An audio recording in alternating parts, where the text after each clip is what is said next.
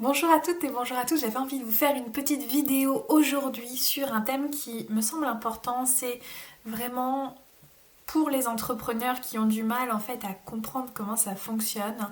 Moi-même j'ai eu du mal en fait à comprendre comment ça fonctionne, c'est comment en fait un service va fonctionner plus qu'un autre alors que fondamentalement c'est plus ou moins la même chose à l'intérieur.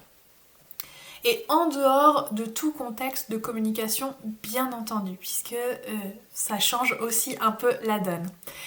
Donc, dans ce que j'avais envie de vous transmettre, il y a 3 points clés qui sont vraiment, à mon sens, essentiels pour que vous puissiez en fait faire prospérer votre service, faire prospérer votre activité, puisque un service qui fonctionne, c'est des clients qui arrivent et que c'est vraiment ce qu'on souhaite parce que eh bien, plus les clients arrivent et plus moi je peux venir en aide à l'autre et plus mon message peut être diffusé.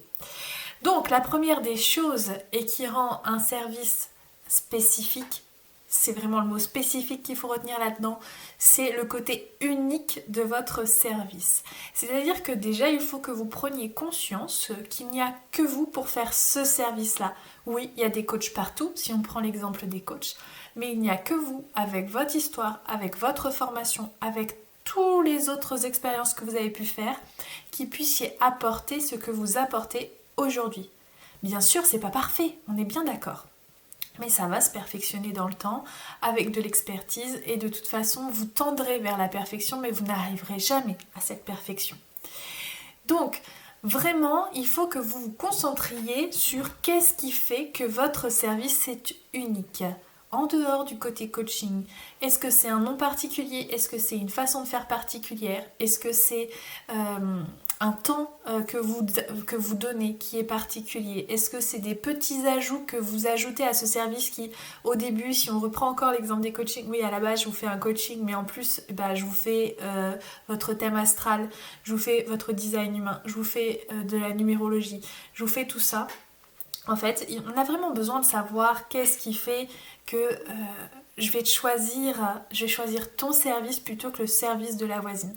Donc c'est vraiment utile que vous puissiez déjà voir vous-même ce qui le rend unique et qu'ensuite vous puissiez le transmettre aux autres. La deuxième chose que les gens veulent savoir en fait à travers votre service, c'est la transformation. Pourquoi je vous dis ça? Parce que pendant longtemps je me disais j'ai trop envie de faire ça, j'ai trop envie de faire ça, c'est trop bien. Et puis quand on me disait oui mais ça sert à quoi? Et j'étais là, je sais pas. Enfin si je sais en fait. Je sais intuitivement à quoi ça sert, je sais que les gens ils vont être mieux, que les gens ils vont se sentir bien, mais plus précisément, en fait il faut être pragmatique. Les gens ils ont besoin de partir d'un point A pour aller à un point B. C'est-à-dire que quand ils vous viennent, ils ont une souffrance et votre service va enlever cette souffrance pour qu'ils puissent vivre du plaisir.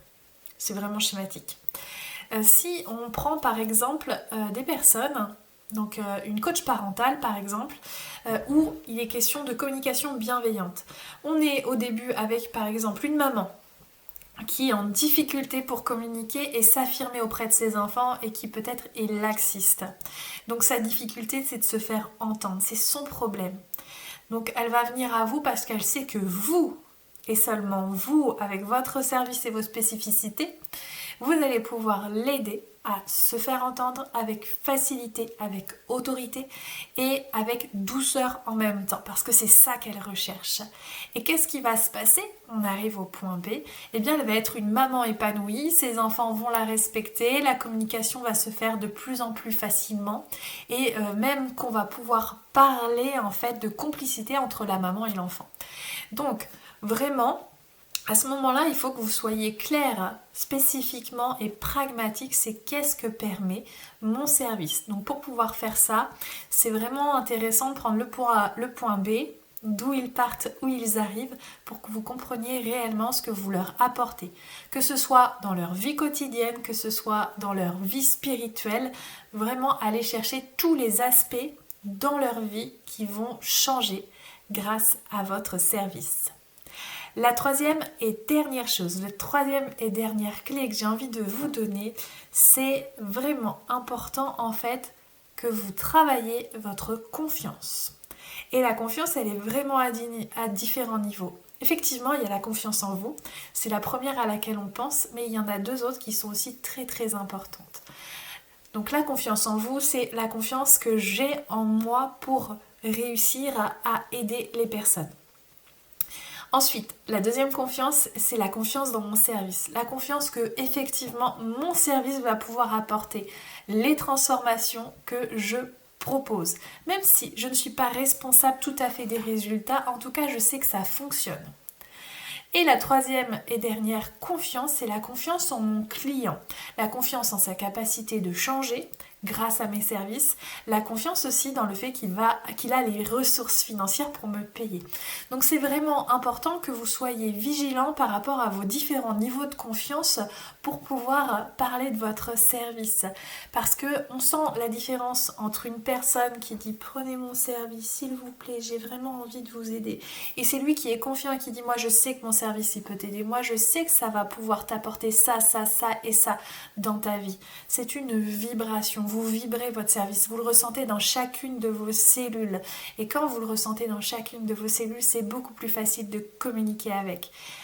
Par contre, c'est pas parce que ça ne vibre pas que le service n'est pas fait pour vous. Ça peut, mais ça peut être aussi lié au fait que effectivement il y a des niveaux de confiance à retravailler, que ce soit avec du mindset, que ce soit avec quelqu'un qui vous aide. En tout cas, essayez d'aller voir à quel niveau ça pêche pour que vous puissiez voir votre service comme quelque chose de vraiment novateur, même si vous n'êtes pas la seule personne à faire ce genre de choses, mais parce que c'est vous, c'est novateur, parce que c'est vous, ça va vous apporter précisément ce que vous avez envie d'apporter aux autres. Et n'oubliez pas qu'on a besoin de votre lumière pour pouvoir avancer, on a besoin de votre spécificité pour que ça puisse avancer et que chacun en fait puisse prendre sa place naturellement. Donc pour rappel, les 3 points clés que je te donne pour que ton service il soit vraiment au top du top, on va dire, il faut d'abord qu'il soit unique, que tu recherches tout ce qui le rend unique et spécifique. La deuxième chose, c'est que tu dois savoir quelle est la transformation que tu apportes à tes clients, futurs clients. Et la dernière chose, c'est d'aller travailler tes niveaux de confiance par rapport à ce service, par rapport à toi et par rapport à tes clients pour que tu puisses facilement le mettre en avant et que les choses fonctionnent pour le mieux. Voilà, c'est fini pour cette petite vidéo, j'espère qu'elle t'a plu. Si tu sens que ça pourrait aider quelqu'un, eh bien écoute, je t'invite à la partager. Et si tu l'as aimé, eh bien tout simplement la liker. Tu peux aussi tout simplement t'abonner à cette chaîne où je ferai d'autres vidéos. Par la suite, je te souhaite une belle journée ou une bonne soirée en fonction du moment où tu la regardes. Au revoir!